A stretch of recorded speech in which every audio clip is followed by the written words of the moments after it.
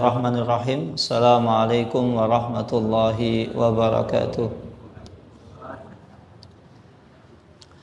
Bismillahirrahmanirrahim. Wassalatu wassalamu ala Rasulillah wa ala alihi wa sahbihi wa man tabi'ahum bi ihsanin ila yaumiddin, amma ba'du. Allahumma sahli sadri wa yassir li amri wahlul 'uqdatam min lisani yafqahu qawli. Allahumma inna nas'aluka ilman nafi'an wa rizqan thayyiban wa amalan mutaqabbalan. Allahumma alimna ma yanfa'una wa zidna ilman wal huda wat tuqa was salaha ya rabbal alamin.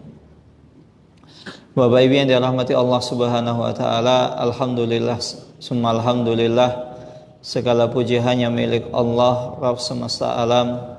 Salawat dan salam tak lupa kita curahkan kepada suri teladan kita, uswah hasanah kita, Nabi Muhammad sallallahu alaihi wasallam.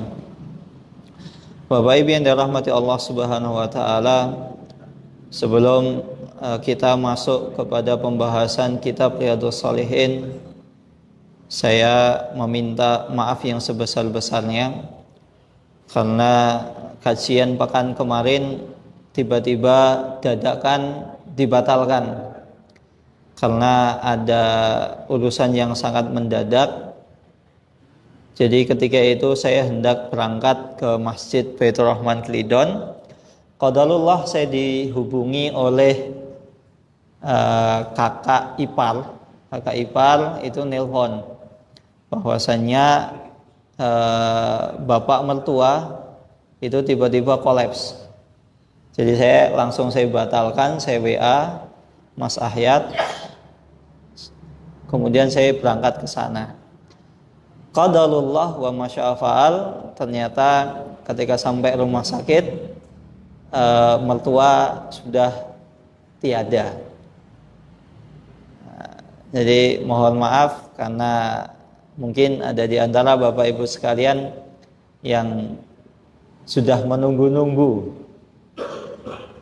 karena saya ketika itu juga mengkabarkannya dadakan, saya WA dadakan. Ala kulli hal, semoga Allah Subhanahu wa taala mengampuni dosa-dosa beliau dan memasukkan beliau ke surganya. Allahumma amin. Bapak Ibu yang dirahmati Allah Subhanahu wa taala,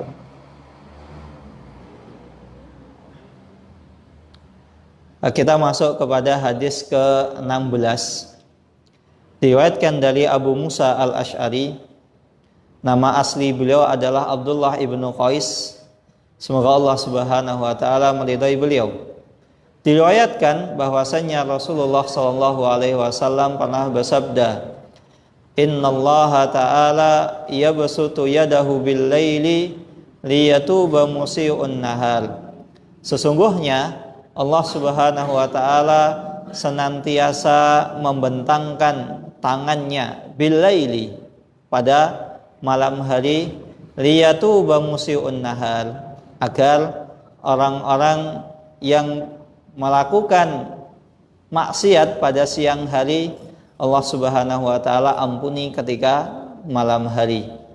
Wa yabsutu yadahu bin nahari liyatuba musii'un laili hatta tatlu asy-syamsu min maghribiha. Dan Allah Subhanahu wa taala senantiasa membentangkan kedua tangannya pada siang hari untuk mengampuni dosa-dosa orang yang melakukan maksiat pada malam hari. Hatta tatlu asy-syamsu min maghribiha. Sampai kapan Allah Subhanahu wa taala membuka pintunya? Allah Subhanahu wa taala membuka pintu dan membentangkan tangannya untuk menerima taubat seorang hamba sampai kiamat itu benar-benar ditegakkan, sampai matahari itu terbit dari arah barat. Maka Bapak Ibu yang dirahmati Allah Subhanahu wa taala, hadis ini menunjukkan bahwasannya betapa kasih sayangnya Allah Subhanahu wa taala kepada kita. Allah berkasih sayang, Allah Maha Pengampun kepada para hambanya untuk mengampuni dosa-dosa mereka. Kenapa Allah Subhanahu wa taala di sini menyebutkan Allah membuka pada siang hari dan pada malam hari? Bisa jadi ketika malam hari ada yang siang harinya ia bermaksiat kepada Allah Subhanahu wa taala sehingga bisa diampuni. Dan begitu pula sebaliknya. Dan diriwayatkan hadis yang ke-17 dan diriwayatkan dari Abu Hurairah, semoga Allah Subhanahu wa taala meridhai beliau, bahwasanya Rasulullah SAW pernah bersabda, "Man taba qabla an tatlu'a asy-syamsu min maghribiha, taballahu alaihi." Barang siapa yang bertaubat kepada Allah Subhanahu wa taala sebelum matahari itu terbit dari barat, Allah pasti mengampuni orang tersebut. Maka korelasi dengan judul kita pada malam hari ini, tidak ada kata terlambat dalam bertaubat. Kita setiap hari senantiasa melihat matahari terbit dari arah timur, terbenam dari arah barat. Maka sepanjang waktu itu juga Allah Subhanahu wa taala masih menjamin seseorang yang mau datang bersimpuh mengakui kesalahannya, Allah ampuni dosanya. Kemudian hadis yang ke-18, ini masih ada korelasinya dengan hadis-hadis tadi. Diriwayatkan dari Abu Abdurrahman. Abu Abdurrahman adalah kunyah dari Abdullah ibnu Umar ibnu Khattab radhiyallahu taala anhuma. Dan Bapak Ibu sekalian, perlu kita ketahui, para ulama salaf, para sahabat, para tabi'in, para atba'ut tabi'in, para generasi terbaik umat ini, mereka suka menisbatkan atau memiliki kunyah kepada nama-nama mereka. Misalnya namanya siapa, mereka memiliki kunyah.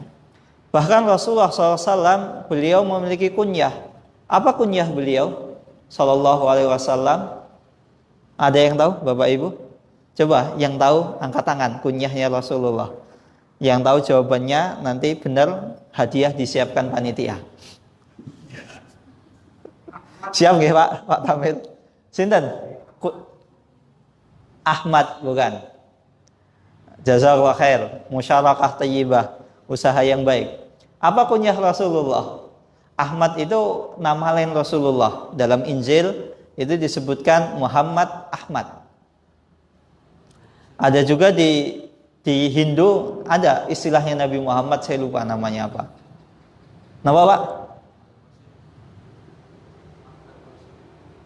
Abul Qasim, ya. Jazakumullah khairan, benar. Tapi yang tepat Abul Qasim. Nah, karena kalau abal kan tiba-tiba mansub, nggak ada sebab musababnya, jadi perlu dipertanyakan. Abul Qasim. Karena anak pertama beliau yang laki-laki adalah Al Qasim. Nah, silahkan nanti tanya ke panitia. Jadi kunyah beliau Sallallahu Alaihi Wasallam Abul Qasim. Dan kita dilarang untuk berkunyah dengan Abul Qasim.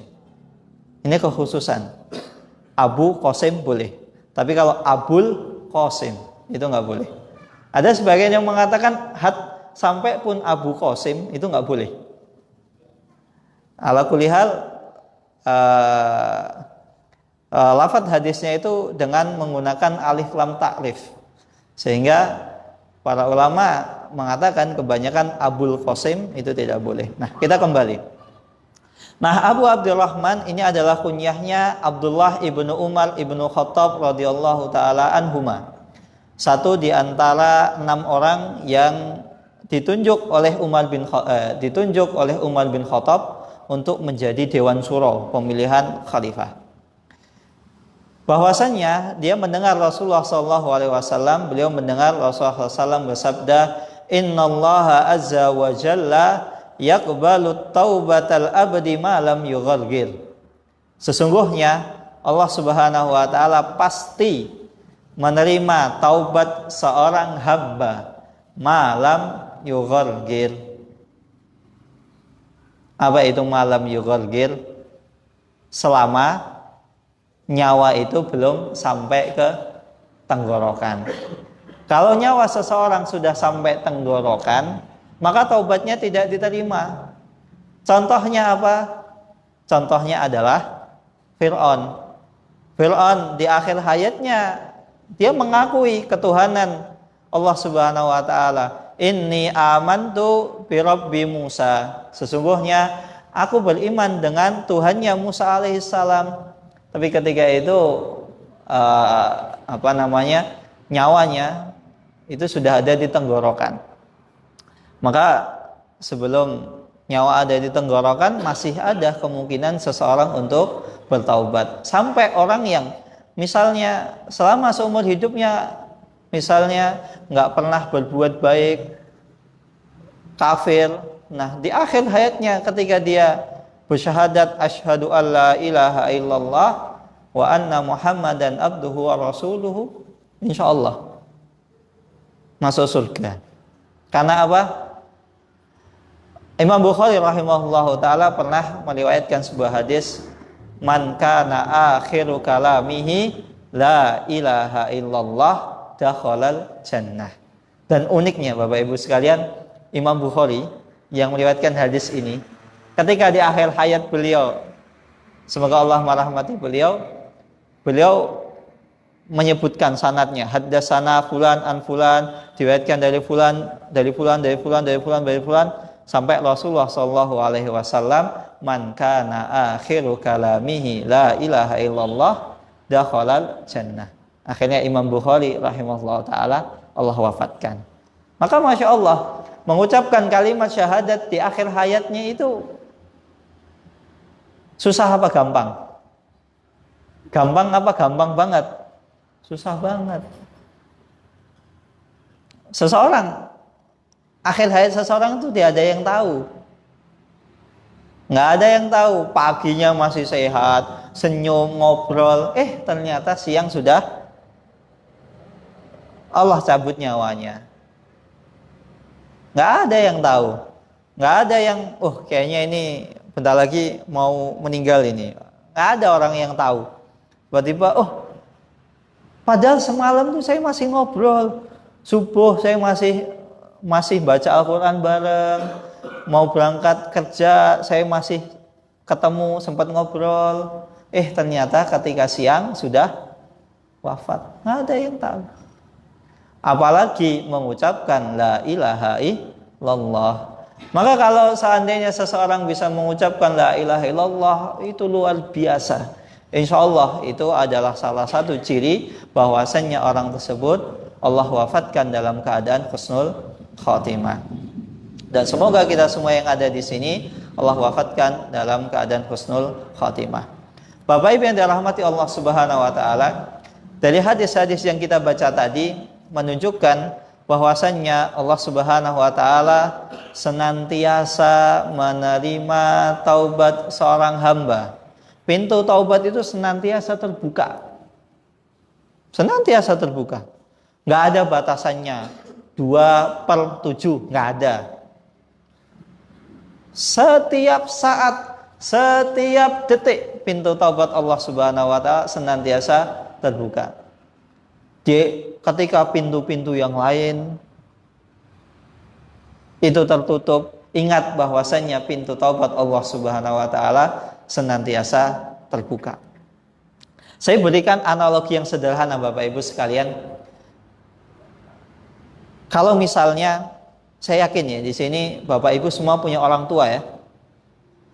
Dan mungkin di antara kita dulu ketika mudanya atau ketika kecilnya itu nakalnya nggak ketulungan. Ada yang di sini? Hah? Ada? Ya ada. Nah, sudah kelihatan dari wajahnya. Nakalnya nggak ketulungan. Naudzubillahi min dzalik. Sampai kadang orang itu iki anake sopo, iki nakale rajaman. Nah, tapi coba ketika kita nakal banget, bahkan semua orang mengatakan kita nakal. Kemudian kita memiliki orang tua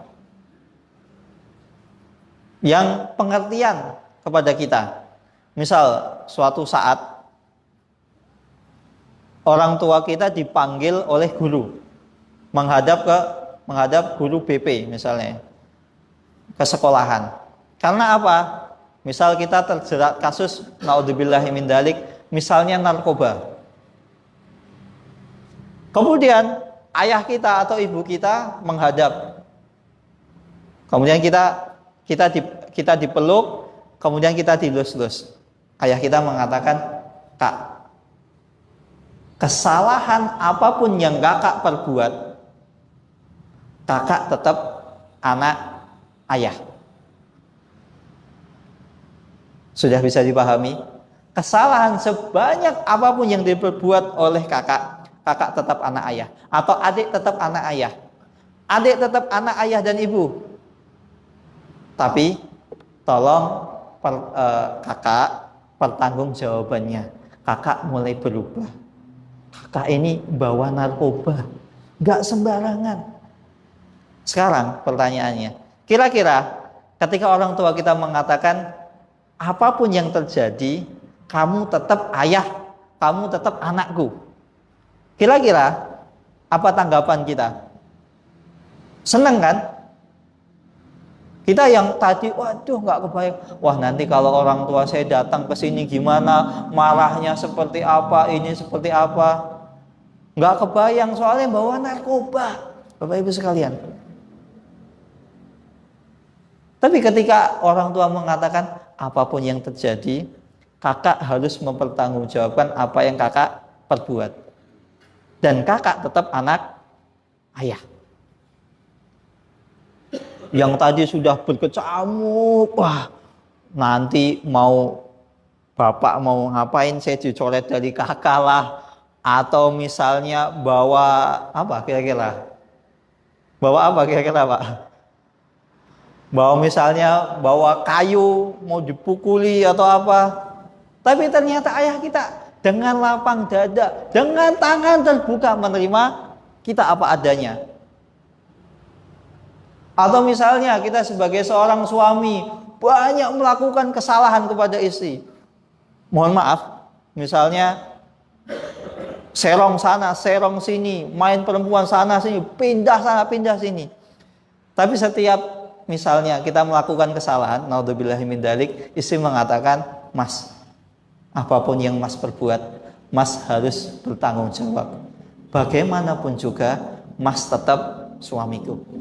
Kira-kira kita yang tadi sudah berkecamuk hati kita, kira-kira dapat enggak?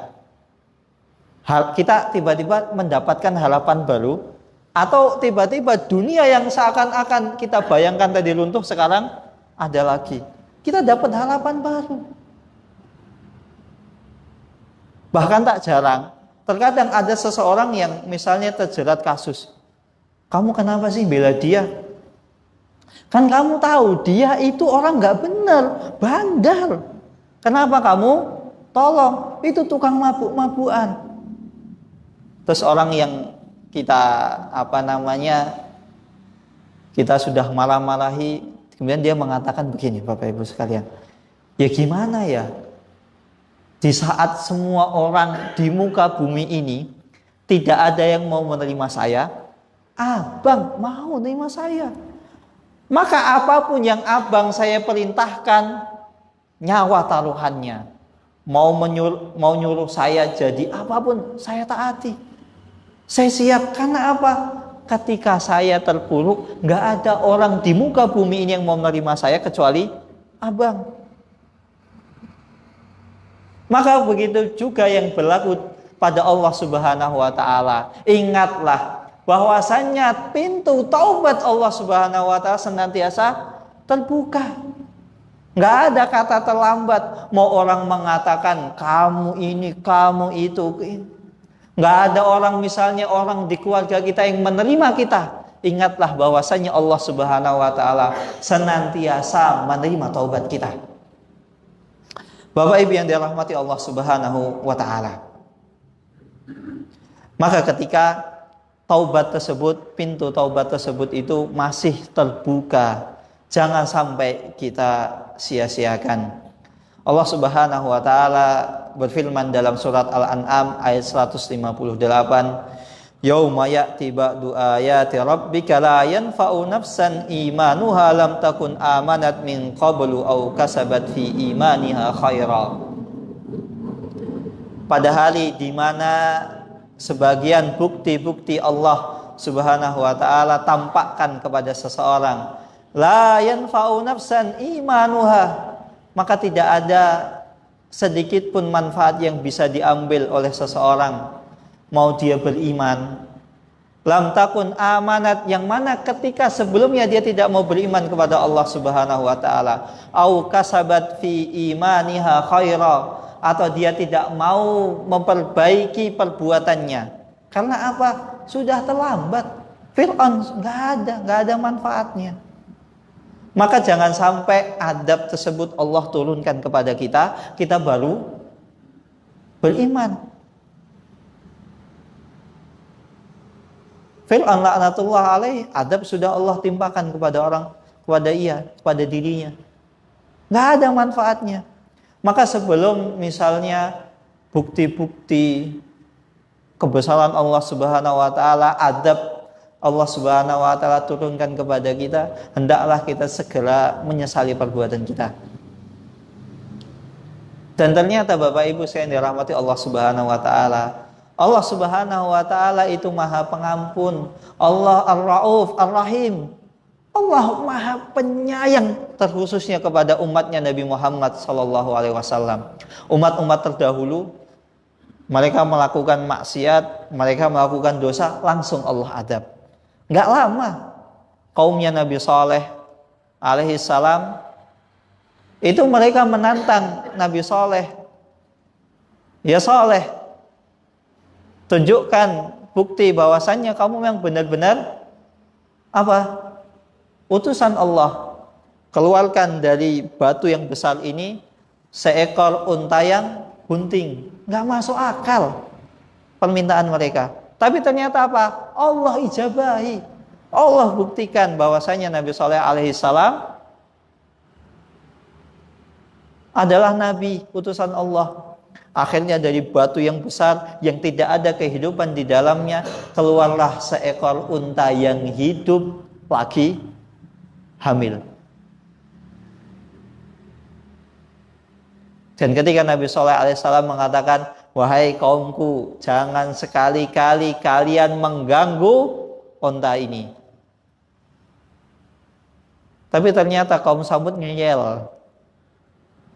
Akhirnya Nabi Saleh alaihissalam memberi tangguh 3 hari. Kejadiannya itu hari Rabu. Hari Rabu. Hitung hari Rabu, Kamis, wah kayaknya masih aman. Kemudian hari Jumat, kok semakin langit kok semakin bergemuruh, semakin takut. Tapi semakin takut bukannya beriman, malah ini paling cuman perubahan fenomena alam. Kemudian ketika hari Sabtu, tiba-tiba hari Sabtu yang kemarin itu gelap gulita, tiba-tiba terang. Alah, Soleh ngapusi. Katanya 3 hari. Ternyata apa? Siang hari langsung Allah turunkan siksaan tersebut. Sebuah suara yang sangat memekikkan telinga. Ketika orang mendengar suara tersebut, daun telinganya itu langsung pecah. Bukan hanya pecah Bapak Ibu sekalian, telinga kanan itu mengeluarkan darah, telinga kiri jebol mengeluarkan nanah. Dan uniknya lagi, yang terkena adab tersebut itu hanya kaum Samud yang tidak mau beriman kepada Nabi Saleh. Pengikutnya Nabi Saleh alaihissalam ketika itu ada di tempat yang sama, misalnya, mohon maaf, sama-sama di Sleman. Tapi yang kena, yang tidak mau beriman.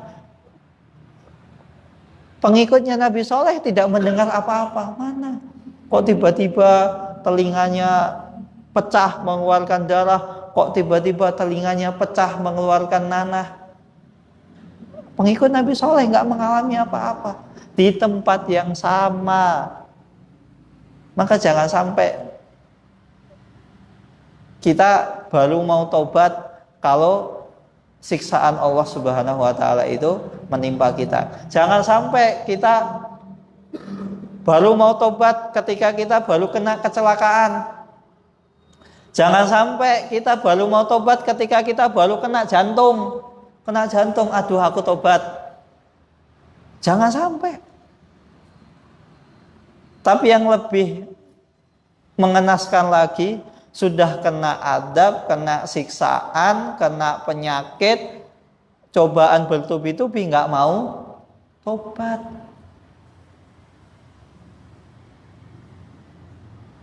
Maka jangan sampai, mumpung Allah Subhanahu wa taala membuka pintu taubatnya selebar-lebarnya. Sampai kapan Bapak Ibu sekalian? Sampai matahari itu terbenam, matahari itu terbit dari arah barat. Kapan itu? Besok, hari Jumat. Iya, hari Jumat. Tapi nggak tahu Jumatnya kapan. Yang jelas, kiamat itu hari Jumat. Itu pasti. Tapi nggak tahu Jumat yang keberapa. Maka ketika kita hari Jumat, sunnahnya itu selain kita bersiap-siap untuk menyambut hari Jumat, kita juga banyak-banyak untuk bertaubat. Nggak tahu, bisa jadi adalah Jumat terakhir. Iya. Jumat terakhir bisa jadi. Apalagi nyawa kita nggak ada yang tahu. Saya sedikit cerita. Bapak mertua saya sebelum Allah wafatkan, itu malam masih ngimamin subuh, ngimamin sholat. Selesai subuh baca Al-Quran, tadarusan sampai sholat syuruk. Kemudian pulang, mandi, berangkat kerja, masih ngobrol. Nggak ada orang yang menganggap bahwasanya itu hari terakhir. Saya semalam sebelumnya, saya ngobrol sama bapak. Kemudian jadi anak saya, anak pertama, itu cucunya. Biasanya kan kalau nggak hari libur, bapak itu kan nyuruh, udah suruh pulang, tidur di rumah. Karena kan rumah saya dengan bapak mertua itu bersebelahan. Tapi hari ini tiba-tiba, udah mas, nggak apa-apa, Mariam biar di sini aja. Nggak biasanya gitu loh. Saya juga nggak, ya mungkin nggak pak. Tapi ini Mariam sudah ngantuk banget, minta pulang. Mariam anak saya itu minta pulang ke rumah, pengen tidur di rumah. Tapi bapak, udah di sini aja mas. Nggak tahu. Ternyata itu adalah hari terakhir tidur sama eyangnya. Coba kalau saya tahu, kalau saya tahu apa yang saya lakukan, wis biarin, mbok sampai pagi terserah. Itulah, nyawa seseorang itu nggak ada yang tahu. Maka mumpung nyawa kita masih dikandung badan, kita masih diberi kesempatan oleh Allah Subhanahu wa taala untuk bertaubat.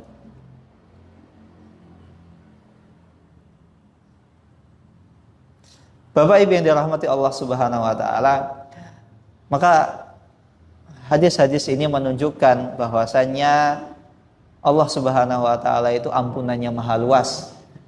Dan di sisi lain Allah Subhanahu wa taala menginginkan kepada kita, memotivasi kepada kita agar jangan capek untuk bertaubat. Selama nyawa masih digandung badan, nggak ada kata terlambat untuk bertaubat. Mau satu dunia mengucilkan kita, tenang, Allah Subhanahu wa taala masih membuka pintu taubat kita.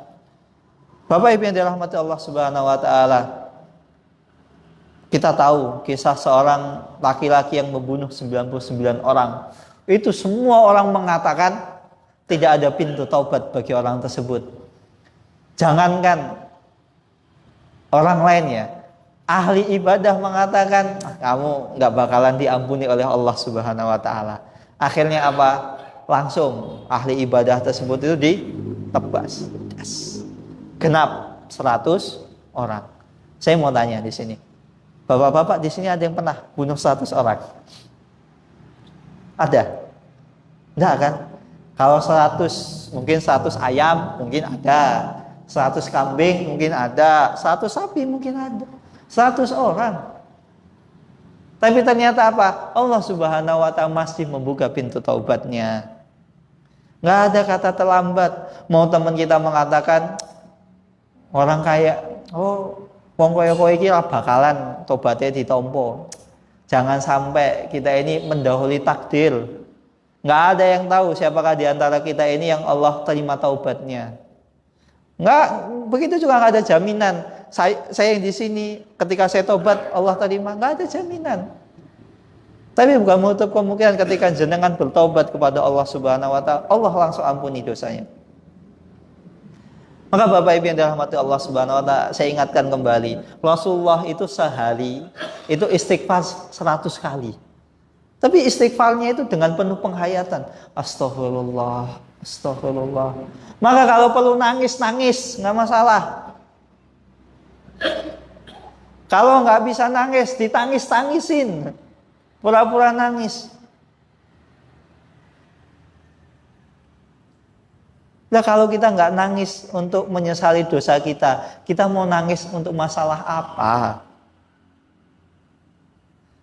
Malah jangan sampai kita itu nangis dengan hal-hal yang tidak ada manfaatnya, nggak ada untungnya. Misalnya nonton film, aktor utama meninggal, kita bisa nangis. Tapi lihat dosa kita yang sebanyak itu kok kita nggak nangis gitu loh. Kita tiap hari bermaksiat, kok nggak bisa nangis gitu loh. Maka ketika kita ingat dosa kita, usahakan semaksimal mungkin kita bisa menangis. Bapak Ibu yang dirahmati Allah Subhanahu wa taala, faedah selanjutnya. Kenapa Allah Subhanahu wa taala tadi memberikan batas batas akhir untuk seseorang bertaubat? Kira-kira hikmahnya apa? Hikmah dari batasan akhir seseorang bertaubat. Salah satu hikmahnya yang bisa kita petik Bapak Ibu sekalian adalah dengan adanya batas waktu taubat tersebut, maka akan tersingkap hakikat-hakikat yang selama ini kita tidak ketahui. Coba bayangkan kalau misalnya seseorang habis bermaksiat langsung celaka. Misalnya habis maksiat langsung tabrakan. Habis nyuri langsung misalnya apa? Kepleset, kepalanya bocor. Habis nipu orang, habis ngomong nggak jujur, ngapusi, tiba-tiba kita keserempet. Saya yakin semua orang ketika habis bermaksiat langsung kena batunya, orang langsung taubat. Beda kalau misalnya batasan taubat itu diundur sampai hari kiamat, sampai matahari terbit dari arah barat. Maka ketika nanti di padang mahsyar, Allah Subhanahu wa taala akan tampakkan hakikat hamba-hambanya. Loh, ini dulu yang taubatnya beneran. Loh, ini dulu yang taubatnya taubat sambel. Ini yang taubatnya karena apa? Mau capres. Ini kan hari-hari copras-capres ya. Di mana-mana baliho, umbal janji, umbal sana. Kita buktikan 5 tahun kemudian apakah itu janji manis atau sekedar pencitraan atau memang benar realisasi. Apapun yang diucapkan seseorang, janji adalah hutang. Hutang harus dibayar. Kalau nggak dibayar, Allah bukakan hakikat seseorang ketika hari kiamat. Itulah salah satu hikmah kenapa Allah Subhanahu wa taala memberikan batas akhir waktu untuk bertaubat kepadanya. Bapak Ibu yang dirahmati Allah Subhanahu wa taala, jangan pernah kita putus asa untuk bertaubat, karena Allah Subhanahu wa taala pasti mengampuni dosa hambanya yang mau mengakui dosa-dosa yang pernah diperbuat. Bapak Ibu yang dirahmati Allah Subhanahu wa taala, ini yang bisa saya sampaikan. Kurang lebihnya saya mohon maaf. Kita tutup dengan doa kafaratul majlis. Subhanakallahumma wa bihamdika astaghfiruka wa atubu ilaik.